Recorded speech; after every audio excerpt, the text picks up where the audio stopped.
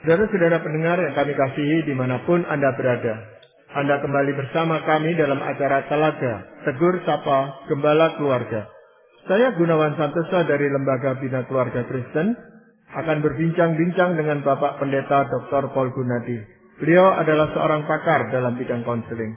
Perbincangan kami kali ini tentang kesalahan berakibat panjang. Kami percaya acara ini pasti bermanfaat bagi kita sekalian dan dari studio kami mengucapkan selamat mengikuti. Pak Paul, sebagai manusia tentunya kita itu tidak luput dari melakukan kesalahan, Pak Paul. Ya, baik kesalahan yang serius maupun yang kurang serius. Tetapi kita sadar bahwa setiap kesalahan yang kita lakukan itu pasti ada akibatnya, ada dampaknya. Baik mengenai diri kita sendiri maupun mengenai orang lain yang ada di sekeliling kita. Nah ini bagaimana Pak Paul kita harus menyikapinya begitu Pak Paul?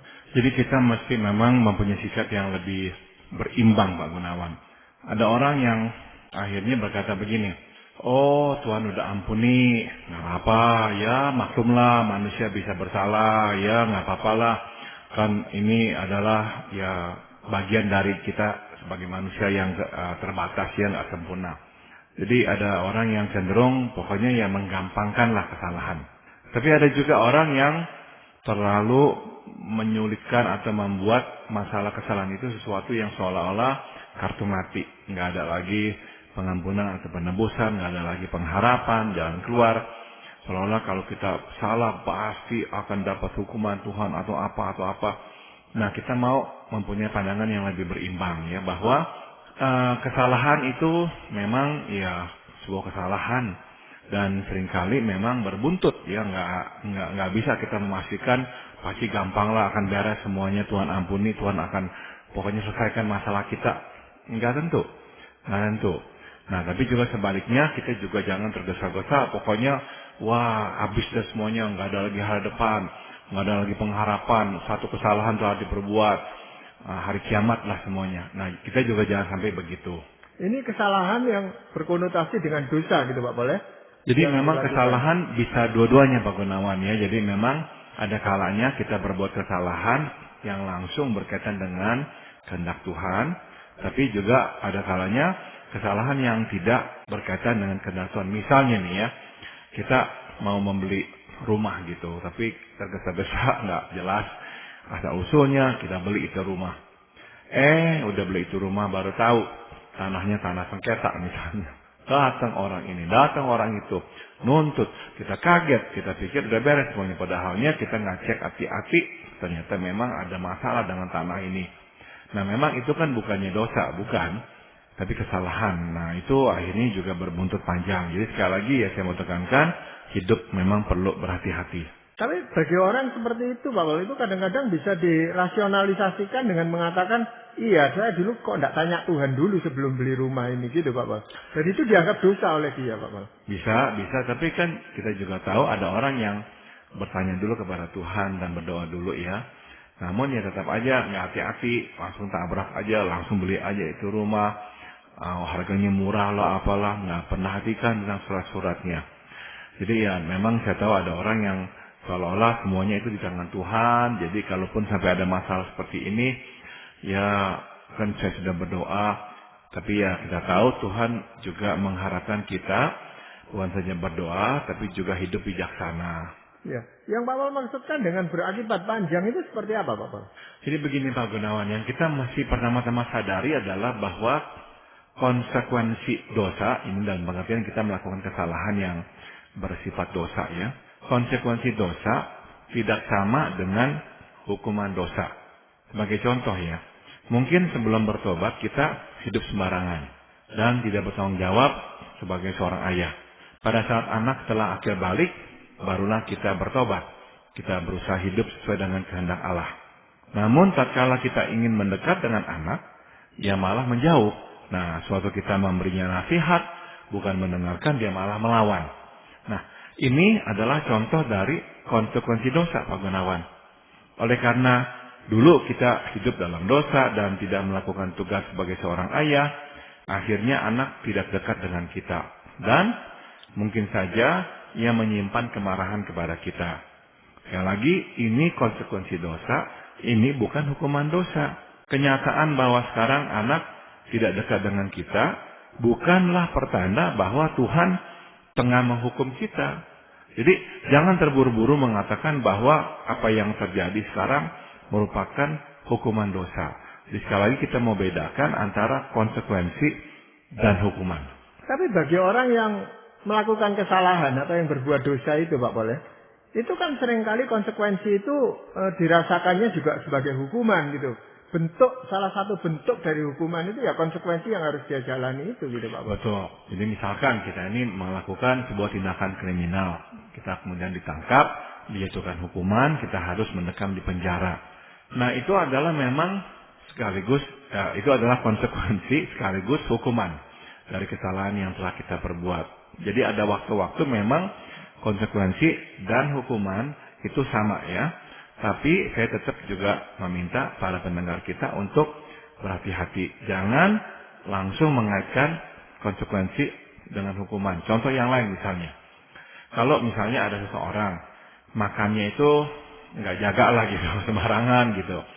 Nah, kita terus berkata, wah Tuhan nggak suka loh orang makan sembarangan. Tuhan mau kita jaga tubuh, karena kan tubuh ini adalah bait Allah.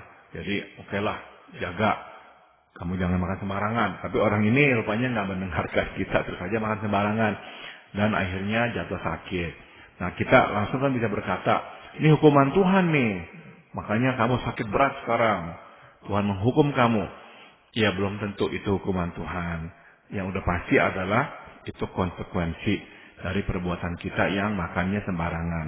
Jadi sekali lagi, jangan kita tergesa-gesa ya melabelkan sesuatu sebagai hukuman Tuhan. Belum tentu. Bisa jadi ini adalah konsekuensi dari perbuatan kita. Nah kalau begitu yang disebut hukuman itu seperti apa gitu Pak Bal? Jadi kita membedakannya adalah begini Pak Gunawan. Kalau yang kita lakukan jelas-jelas memang adalah sebuah dosa. Dan jelas-jelas bahwa waktu kita melakukannya juga, kita melakukannya sengaja melawan, kurang ajar kepada Tuhan, besar kemungkinan yang kita nanti terima adalah hukuman. Jadi dalam contoh yang pertama saya berikan tadi, orang yang nggak kenal Tuhan, hidupnya sembarangan, akhirnya anak-anaknya jauh dari dia, nah kemudian dia bertobat, anak-anaknya nggak mau dekat sama dia. Nah saya lebih labelkan itu konsekuensi sebab orang itu juga memang saat itu nggak mengenal Tuhan, hidup jadinya di luar Tuhan, sembarangan. Tapi misalnya kita ini udah tahu ya bahwa inilah kehendak Tuhan, tapi kita sengaja melawannya, apa yang kita alami adalah hukuman. Ini sama seperti yang dialami oleh Yunus. Di Alkitab dicatat Tuhan memerintahkan dia pergi untuk memberitakan peringatan kepada warga Niniwe, tapi dia nggak mau pergi ke Niniwe. Nah dia larikan diri, Tuhan kemudian berikan ombak yang besar, akhirnya dia harus dibuang ke laut, dan akhirnya harus ditelan oleh ikan. Nah itu adalah menurut saya jelas-jelas hukuman. Tuhan gak senang dengan anak-anaknya yang sengaja memberontak kepadanya, dan dia akan hukum. Kita banyak melihat contoh yang sama di Perjanjian Lama, terutama waktu orang-orang Israel itu keluar dari tanah Mesir menuju ke tanah yang Tuhan janjikan di Kanaan. Nah kita lihat itu yang terjadi. Berkali-kali mereka melawan Tuhan dengan sengaja ya. Jadi Tuhan langsung menghukum. Jadi ya kita bisa bedakan adalah dari situ Pak Gunawan. Kalau kita jelas-jelas melawan Tuhan, sengaja ya memberontak terhadap Tuhan, apa yang menimpa selanjutnya biasanya adalah hukuman. Kalau seperti Daud yang berzina dengan Bathsheba, kemudian anaknya itu lahir, kemudian meninggal, Pak Bal. Ini kita sebut konsekuensi atau hukuman ya, Pak Bal? Saya memang lebih cenderung mengatakannya itu hukuman, Pak Gunawan. Sebab begini. Oke, sebelumnya saya lanjutkan, saya mau katakan bahwa itu hukuman terhadap Daud, bukan terhadap anak itu sendiri ya. Nah, Tuhan memang adalah Tuhan. Dia mempunyai hak untuk mengambil hidup orang. Jadi waktu dia mengambil hidup anak tersebut, itu adalah hak Tuhan. Dia bukan menghukum anak tersebut. Nah, tapi terhadap Daudnya itu adalah jelas sebuah hukuman. Makanya dalam proses anak itu sakit, Daud benar-benar merendahkan diri di hadapan Tuhan. Waktu dia diperingati oleh Nabi Nathan pun, dia meminta pengampunan Tuhan. Jadi ya sadar ya dia itu telah salah. Jadi itu adalah sebuah hukuman. Jadi hal-hal ini yang kita perlu sadari atau mengerti tentang konsekuensi dan hukuman ini apa Pak? Nah jadi yang berikutnya yang kita mesti mengerti adalah panjang atau tidaknya konsekuensi dosa bergantung pada seberapa seriusnya kesalahan yang diperbuat dan seberapa luasnya dampak yang ditimbulkan. Sebagai contoh nih ya, perbuatan berkhianat terhadap pasangan. Nah ini kan sebuah jelas kesalahan dan sebuah dosa. Terhadap pasangan biasanya berakibat serius dan meninggalkan bekas yang tidak mudah hilang. Rasa percaya yang ternoda memerlukan waktu yang tidak singkat untuk kembali pulih. Contoh lainnya, sedangkan sikap kasar dan jahat baik kepada pasangan maupun anak pada umumnya bukan saja berdampak dalam, tapi juga luas Pak Gunawan. Kenapa? Anak yang menjadi korban dapat mengembangkan perilaku agresif yang sama. Ya, dia biasa dikasari, dia biasa dipukuli atau apa. Nah, udah besar, dia mengembangkan sikap agresif yang sama. Akhirnya, menjadikan orang lain korban berikutnya. Nah, tidak jarang, perilaku agresif dan penuh amuk ini dilestarikan sampai ke beberapa generasi. Sama seperti itu adalah, yang bisa saya pikirkan, kebiasaan berjudi, Pak Gunawan. Yang seringkali terwariskan bahkan sampai ke beberapa generasi. Singkat kata, makin serius, makin luas dampak dosa atau kesalahan yang kita perbuat, makin panjang ekornya. Jadi itu ditentukan apa? Dinilai dari berapa banyak orang yang terseret di dalam dosa yang kita lakukan itu gitu Pak. Jadi berapa luas dan juga berapa dalamnya Pak Gunawan. Sebab kalau memang dalam, contoh tadi yang saya berikan adalah berkhianat ya. Kan memang kan orangnya nggak banyak yang terkena dampak, misalkan pasangannya lah atau anaknya lah. Tapi dalam, dampaknya itu dalam. Nah cenderung itu memang menimbulkan konsekuensi yang serius. Dalam ini karena sukar untuk diperbaiki gitu Pak? Sukar untuk sembuh ya, sukar untuk pulih. Jadi kerusakan yang telah terjadi untuk kita bisa perbaiki itu biasanya sangat-sangat lama dan susah. Ya, selain dosa perzinahan, biasanya dosa apa lagi yang begitu dalamnya, Bapak?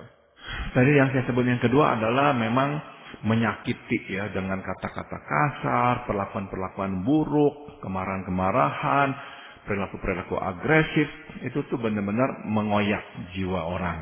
Jadi seringkali dampaknya juga sangatlah dalam dan luas.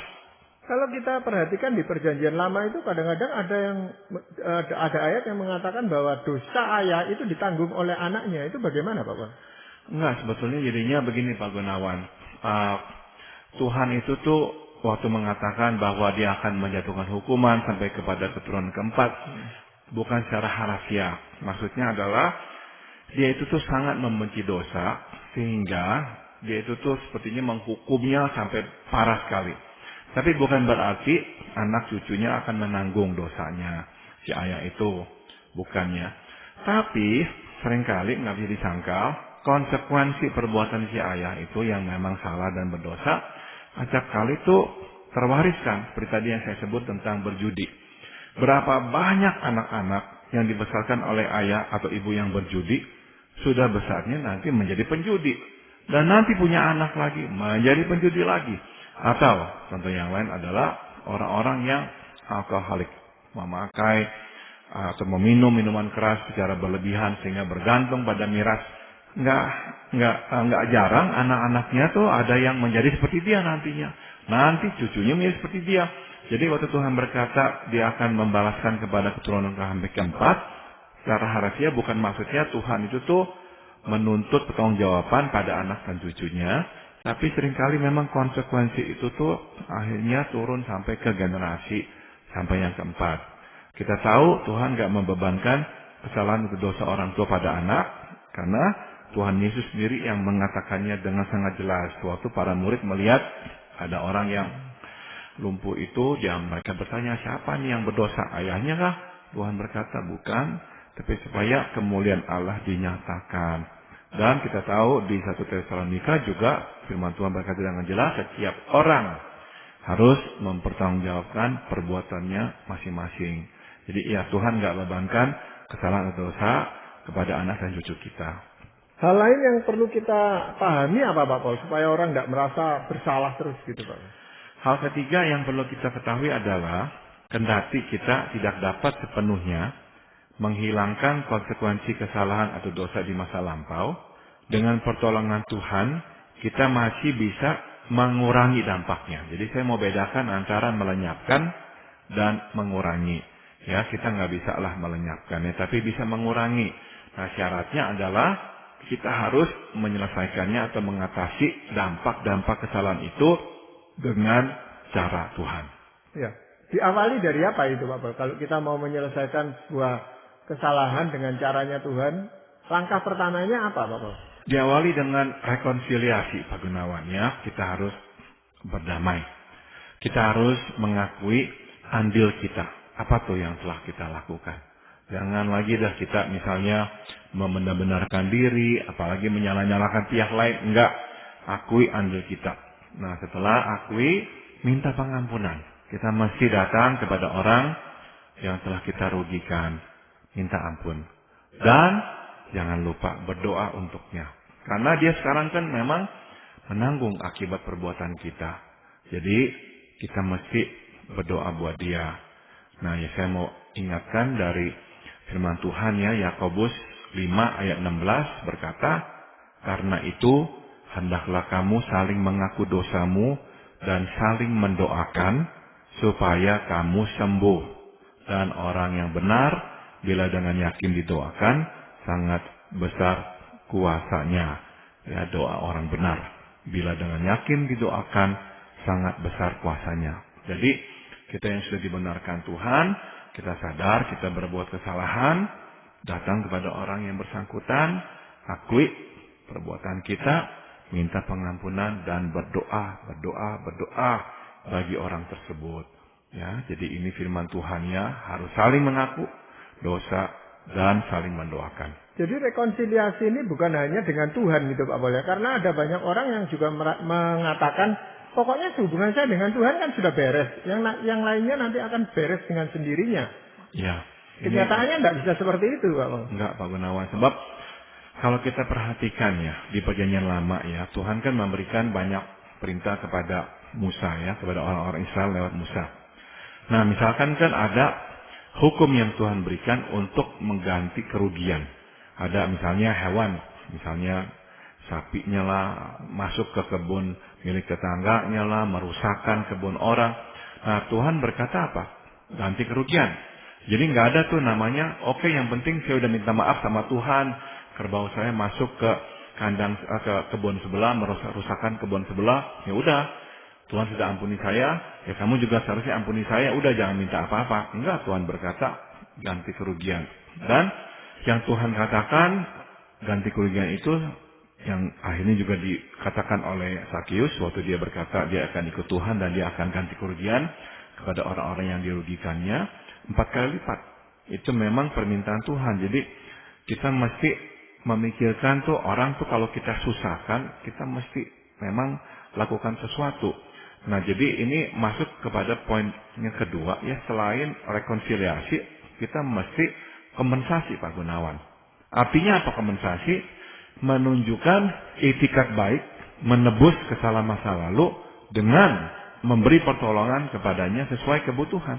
Berbuat sesuatu, bukan hanya minta maaf. Enggak, kita enggak bisa menutup mata terhadap kenyataan bahwa sekarang seseorang harus menanggung akibat kesalahan yang kita perbuat dulu. Nggak bisa tutup mata. Singkat kata ya, kita nggak boleh lepas tangan. Itu sebabnya jika memungkinkan dan diizinkan oleh pihak itu yang bersangkutan, berbuatlah sesuatu untuk meringankan beban yang mesti dipikulnya. Mesti itu kita tunjukkan itikat itu. Nah, firman Tuhan di Galatia ayat 6, pasal 6 ayat 2 mengingatkan, bertolong-tolonganlah menanggung bebanmu, demikianlah kamu memenuhi hukum Kristus. Jadi kita harus tunjukkan itikat baik kita dalam bentuk pertolongan yang real kepada orang yang pernah kita salahi atau rugikan. Nah, misalnya dosa yang dilakukan adalah dosa perzinahan gitu Pak Paul ya. Nah, kompensasi apa yang bisa dia berikan terhadap keluarga yang dirugikan itu Pak Paul? Sudah tentu yang pertama akan rekonsiliasi, dia perlu memang mengakui perbuatannya, meminta maaf kepada pihak yang dirugikan, dan kemudian ya berdoa untuk pihak dirugikan karena pihak itu tuh akan menderita ya, akibat perbuatan kita itu. Keluarga mereka juga mungkin akan kacau atau apa. Nah, gantilah kerugian dalam pengertian, misalnya kita tawarkan bantuan seperti apa ya kah yang bisa saya berikan. Misalkan karena persoalan itu mereka harus akhirnya kesulitan untuk menjalin relasi. Hubungan mereka akhirnya terganggu, mereka membutuhkan bantuan bimbingan atau apa, dan misalkan perlu pengobatan atau apa, nah kita bisa bantu, kita bantu. Jadi kita tunjukkan secara konkret bahwa kita sungguh-sungguh ingin menolong orang yang susah gara-gara kita itu. Tapi kan kadang-kadang pasangannya belum tentu setuju dengan cara seperti itu gitu loh Pak Bang. Tepat, makanya ya saya tadi memang ya tekankan juga jika memungkinkan dan diizinkan. Sebab saya mengerti ada kalanya nggak memungkinkan. Ada kalanya pihak yang satunya pun juga nggak mengizinkan Pak Gunawan.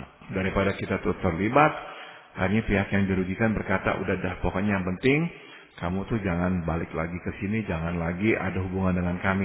Nggak usah ngapa-ngapain, nggak usah ganti kerugian, pokoknya nggak usah lagi muncul dah. Nah, kalau memang itu yang kita dengar, ya udah kita juga patuhi. Tapi seenggak-enggaknya kita bertanya apa yang bisa saya lakukan untuk mengganti kerugian. Nah itu biasanya dilakukan terhadap keluarganya sendiri lebih dahulu daripada orang lain gitu loh Bapak. Ya tentu memang ya biasanya kita lakukan itu kepada keluarga sendiri ya. Namun ya pada akhirnya sebisa-bisanya memang kepada kedua belah pihak. Ini prinsip yang dilakukan atau digunakan juga oleh Zakheus, tadi saya sudah singgung. Sebagai pemungut pajak, pemungut cukai, pada saat itu dia hidupnya nggak benar, nggak jujur, benar-benar secara nggak berbelas kasihan yang merampoki umatnya sendiri, orang-orang Israel. Jadi dia memang tahu dia orang berdosa sekali. Jadi waktu dia bertobat, dia mau mengikut Tuhan kita Yesus, dia berkata, saya akan ganti kerugian 4 kali lipat. Nah, dia menggunakan prinsip yang diajarkan oleh Musa di Perjanjian Lama. Jadi dia bayar balik. Jadi nggak ada tuh dia berkata, yang penting saya sama Tuhan udah beres, Tuhan udah ampuni saya, ya udah. Enggak. Dia mesti ingat pihak yang dirugikan. Jadi ini mesti ditunjukkan, kompensasi harus ada. Jadi nggak hanya rekonsiliasi, tapi memang juga harus ada kompensasi ganti rugi. Ya itu kalau dosa itu menyangkut orang banyak Bapak ya. Tapi kalau menyangkut dirinya sendiri kan dia tidak bisa melakukan kompensasi itu Bapak. Misalnya penyangkalan terhadap Tuhan. Suatu saat dia kembali kepada Tuhan. Kan ini kompensasinya enggak kelihatan gitu loh Pak. Betul. Ya memang kalau hanya pihak sendiri yang dirugikan berarti memang ya dia nggak bisa atau nggak ada lagi yang bisa dia lakukan terhadap dirinya sendiri, betul. Ya tapi rekonsiliasi tetap harus dilakukan itu terutama dengan Tuhan loh. Tepat. Jadi bagian rekonsiliasinya itu harus dilakukan, betul. Iya. Dan hal yang lain yang harus dilakukan selain kompensasi apa Pak? Yang terakhir adalah transformasi. Artinya apa? Kita pada akhirnya ya mesti memperlihatkan bahwa kita sungguh-sungguh telah berubah sekarang dan selamanya. Memang penyesalan adalah baik ya, tapi tidak cukup. Kita harus menunjukkan bahwa kita bukanlah orang yang sama. Tuhan telah menebus dan mengubah hidup kita. Kendati orang harus masih menanggung dampak perbuatan buruk yang kita lakukan, namun bila ia melihat bahwa kita telah berubah, itu akan dapat mempercepat pemulihannya Pak Gunawan. Sebaliknya, sekalipun kita meminta maaf dan mengkompensasi kerugian yang diderita orang, namun apabila ia melihat bahwa kita masih tetaplah sama, luka dan kemarahan pastilah terus bersarang di hati. Jadi ini langkah yang terakhir, transformasi kehidupan kita. Ini akan sangat menolong mengobati luka orang yang kita timbulkan. Jadi ingatlah firman Tuhan di Galatia ayat 5, pasal 5 ayat 24. Barang siapa menjadi milik Kristus Yesus, ia telah menyalibkan daging dengan segala nafsu dan keinginannya. Ya, jadi kita harus menjadi orang yang baru, orang yang ditransformasikan. Kita menyalibkan daging dan segala nafsu dan keinginannya. Nah, waktu orang yang kita rugikan, yang kita telah menyalahi, lihat hidup kita berubah. Itu mengobati. Kalau dia melihat, wah olehnya orang minta-minta maaf lah, tapi perbuatannya tetap sama, masih jahat, masih ini, masih itu. Nah, itu kan nggak ada gunanya dia itu minta-minta maaf ya. Jadi sekali lagi, mesti ditindaklanjuti dengan perubahan hidup. Tapi ada juga sebagian orang itu yang merasa kesalahannya begitu besar. Dan dia terus dihantui bahwa dia tidak bisa lepas dari kesalahan itu. Dia akan tetap mengulangi itu lagi. Itu bagaimana Bapak? Memang saya tahu ada masalah yang gak gampang diselesaikan dan kita gak bisa dengan cepat mengubah diri kita. Tapi kita memang harus membulatkan tekad ya untuk mau berubah. Perjalanan menuju perubahan akan panjang. Tapi seenggaknya mau berubah dan mengambil langkah-langkah sekecil apapun menuju pada perubahan itu. Dan kita mesti juga terima fakta bahwa dalam perjalanan menuju perubahan, kita ada kalanya memang akan mundur, akan jatuh. Nggak lagi maju, malahan justru kok mundur. Itu kadang-kadang pun terjadi. Tapi jangan sampai ya udahlah kita terbenam dalam kesalahan di masa lampau. Ini yang dilakukan oleh Yudas ya. Dan ini yang membedakan antara Yudas dan Petrus. Dua-dua berbuat salah. Petrus menyangkal Tuhan, Yudas menjual Tuhan. Tapi ya bedanya memang dikatakan di firman Tuhan dia akhirnya menyesal. Tapi dia tahu bahwa kita akhirnya setelah menyesal kita mau datang kepada Tuhan. Proses transformasi ini sebenarnya akan lebih mudah dialami oleh seseorang apabila keluarganya juga mendukung. Orang-orang dekatnya itu mendukung usaha dari orang tersebut untuk mentransformasikan dirinya gitu Pak Paul. Sudah tentu ya, ini benar sekali Pak Gunawan. Jadi kalau orang mau berubah, mendapatkan dukungan lebih cepat ya perubahannya. Tapi dia mau berubah, tapi nggak didukung oleh lingkungan. Para pendengar sekalian, kami mengucapkan banyak terima kasih Anda telah mengikuti perbincangan kami dengan Bapak Pendeta Dr. Paul Gunadi dalam acara Telaga, Tegur Sapa Gembala Keluarga. Kami baru saja berbincang-bincang tentang kesalahan berakibat panjang. Bagi Anda yang berminat untuk mengetahui lebih lanjut mengenai acara ini, silakan menghubungi kami lewat surat. Alamatkan surat Anda ke Lembaga Bina Keluarga Kristen atau LBKK, Jalan Cimanuk 56 Malang. Kami juga mengundang Anda mengunjungi situs kami di www.telaga.org. Saran-saran, pertanyaan, serta tanggapan Anda sangat kami nantikan.